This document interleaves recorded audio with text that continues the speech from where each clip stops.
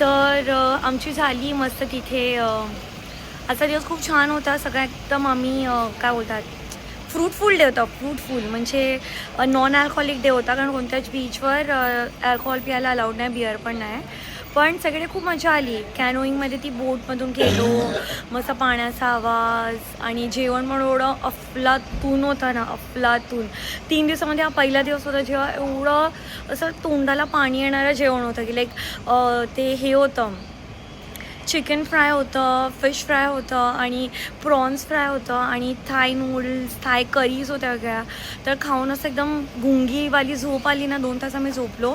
बसमधून आता इकडे आलो आणि हे जगातलं सगळं फालतू बकवास हॉटेल आहे अन्नमात्रा. तुम्हाला आयुष्यात कधीही तुम्ही कुठेही जा, कुठेही, पण या हॉटेलमध्ये कधीच येऊ नका.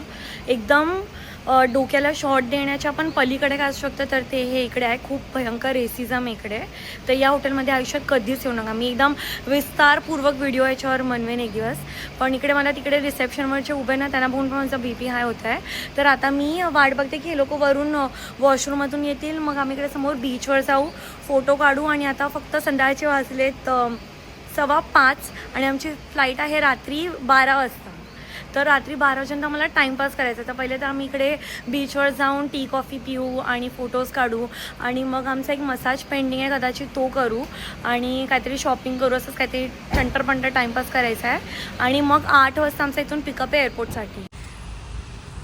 शूट आहे त्यांचा, प्रपोज नाही करत आहे. इकडे बेबी शॉवरचा शूट चाललाय आणि पूर्ण बीच खाली आहे. मस्त रे. ते पण तिकडे बसणार, ते बसायला नाहीये.